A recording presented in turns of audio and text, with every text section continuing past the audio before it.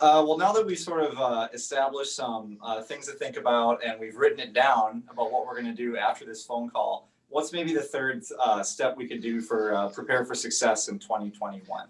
So if there isn't any sign of the times, it is difficult to build relationships outside of the company at this time. So our normal marketing tactics and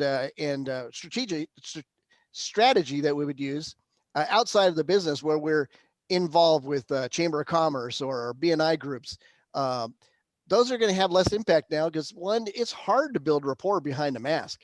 Doesn't mean you can't go if you have that capability, but it's still hard to build relationships behind a mask. So what you have currently is probably all you're going to have for a little while until things get opened up.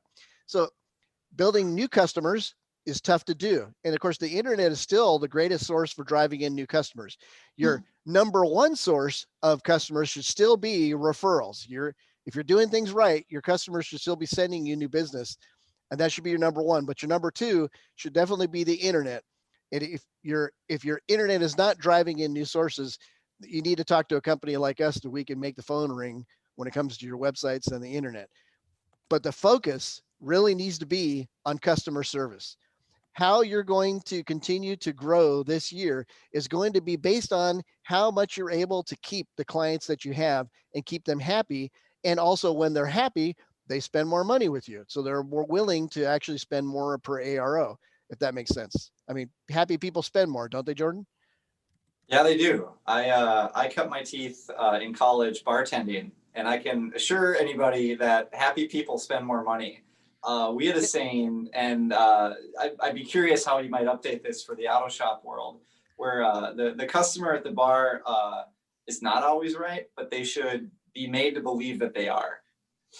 So somehow or another, we want to make the customer feel like, one, they should be in control, right? Let them make the decisions, but we've got to provide them all the right information so they can make good educated decisions. That's our job, right?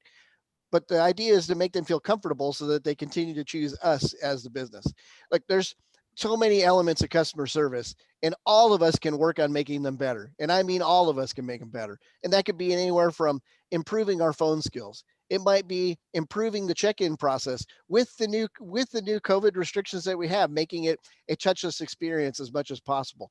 Pre-checking people in before they even come into the door to make sure we have all that data so they're not standing in front of us for an extended period of time. And taking that time to do that is appreciated on the other end from clients.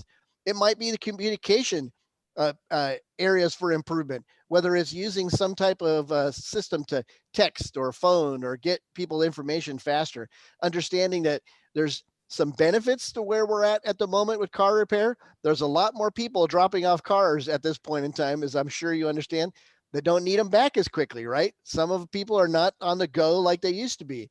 On the other hand, there's people who are still running the same schedule and making sure their daughter makes it to dance and the boys make it to swimming, right? That's still people running that schedule. So we need to be better at communicating than we were used to be in the past. Jordan, we used to give people pagers and drop them off at the mall and have them we'd page them and say, call when this goes off and I'll be able to tell you what's going on with your car. That was the communication that we used to do back then. Today, it's just a little better, right? Being able to get a hold of somebody is instant via text. You can get answers and get a hold of them super fast.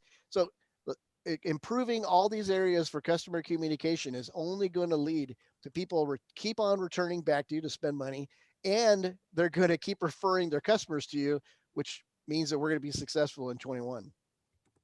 Absolutely. You know what occurred to me while you were speaking a moment ago is, you talk about pre-checks and getting people prepared for their vehicle, and usually that's a word we associate with airline travel.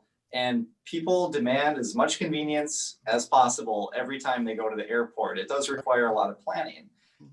It seems like the experience at the contemporary shop could use and benefit from much of the same technological upgrades. I don't believe many clients understand that those options are available. You can pre-check to the shop. Mm-hmm. Yep, and make it easier too. And also, I mean, it's great to know what you got coming in first off, but you're just making a better experience for the customer and spending less time in front of you. It it's great to do a lot of the work on the front end. But the last note when it comes to customer service is if you drop the ball at the end and don't do the follow up. Now, there's of all the things that you can do to make sure that the client experiences is what you're looking for, is just follow up. And the shops, unfortunately, you and I both hear there's a lot of shops out there that say they're not as busy. Well, so you're having a slow day. Well, that sounds like a great day to call every customer that was in last week and make sure everything on their car is doing well. So spending time in your future and following up with customers is never wasted time. So if you don't do one thing different this year, improve your follow-up process to either text, call, email. I know it sounds crazy, but this day and age, if it was reasonable to do, I'd be driving to their house and climbing under the car, making sure the oil leak was fixed, and saying, "Oh, it's just me out here. I'm checking to make sure it's not leaking any more oil. It's okay, but I'll see you next time you come in." I mean, it's that level of concierge service that we've got to get to where we are double checking and triple checking that everything we did was good.